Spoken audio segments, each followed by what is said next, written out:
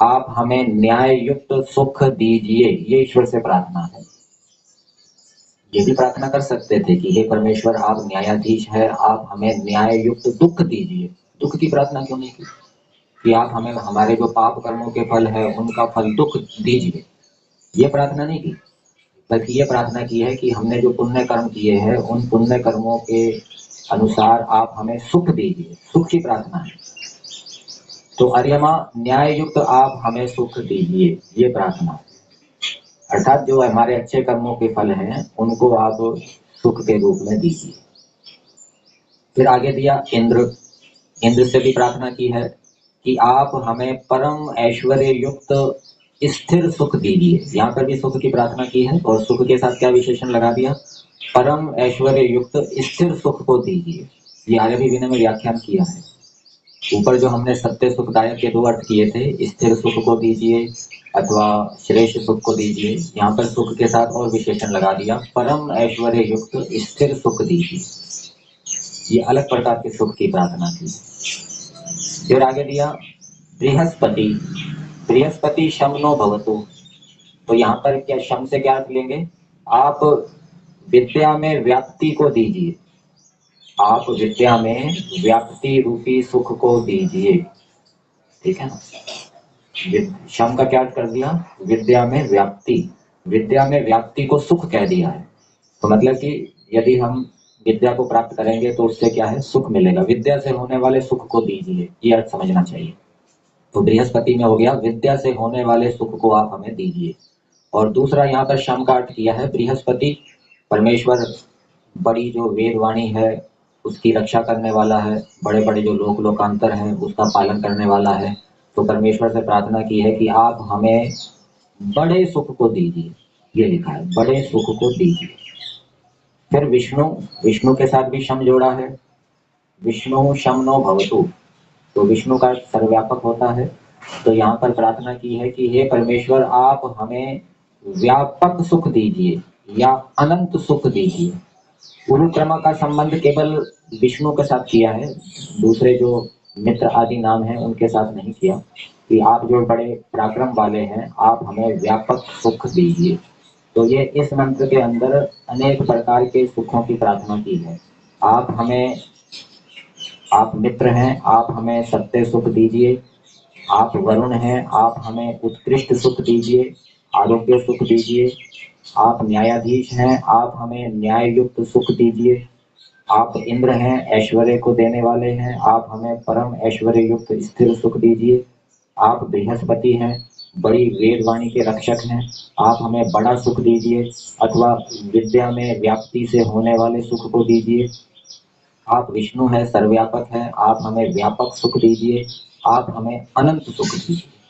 तो शम 5 बार आया है, 5 बार शम का अलग अलग अर्थ करेंगे। शम का सामान्य रूप से अर्थ तो सुख होता है, और यदि एक ही अर्थ करेंगे तो फिर पुनरुक्ति दोष आ जाएगा।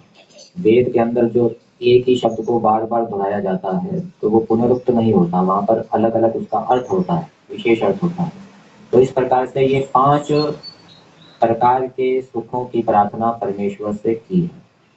अब वेद भाष्य में जो इस मंत्र का अर्थ किया है वहां पर जो उरुक्रम शब्द है, उरुक्रम को 5 के साथ जोड़ा है।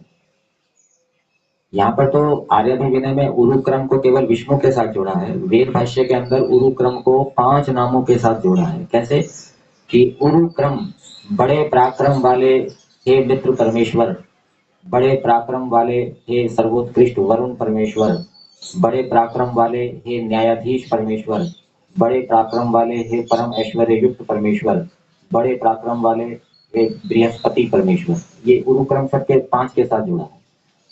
और वेद भाष्य में इस मंत्र का अर्थ विद्वान परक भी किया है। यहाँ तो ये मित्र वरुण अर्यमा ईश्वर के ही नाम लिए गए हैं, लेकिन ये मित्र वरुण अर्यमा ये विद्वान भी होते हैं।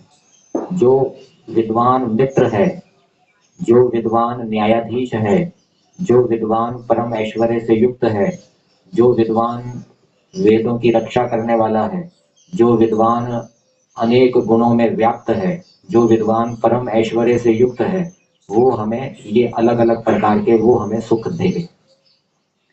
मंत्र का तात्पर्य क्या है, इसको हम भावार्थ में पढ़ेंगे। वेद भाष्य में इस मंत्र का भावार्थ दिया है।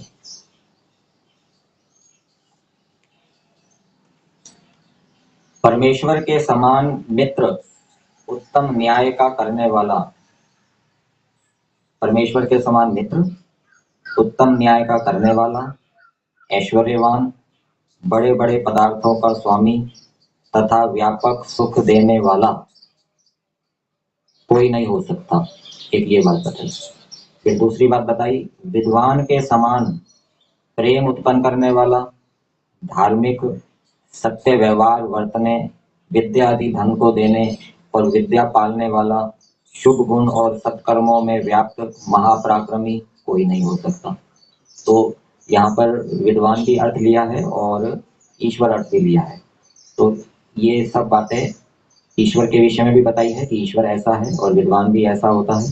तो ऐसा जो ईश्वर है, ऐसा जो विद्वान है, इससे सब मनुष्यों को चाहिए कि परमात्मा की स्तुति, प्रार्थना, उपासना, निरंतर विद्वानों की सेवा और संग करके नित्य आनंद में रहें। तो बड़े पराक्रम वाले जो इन गुणों वाले वरुण, बृहस्पति, इंद्र आदि विद्वान हैं, उनका संग करें, उनकी सेवा करें। तो उनका संग और उनकी सेवा करने से अनेक प्रकार का हमें ज्ञान विज्ञान प्राप्त होगा और उस ज्ञान विज्ञान से हमें सुख होगा। और उसके साथ साथ मित्र वरुण, अर्यमा, इंद्र जो परमेश्वर है, उसकी भी उपासना करें। तो उसकी उपासना करने से भी अनेक प्रकार के सुख हमें प्राप्त होंगे। तो ये विभिन्न सुखों की प्रार्थना इस मंत्र के अंदर विद्वानों से भी की गई है और परमेश्वर से भी की गई है।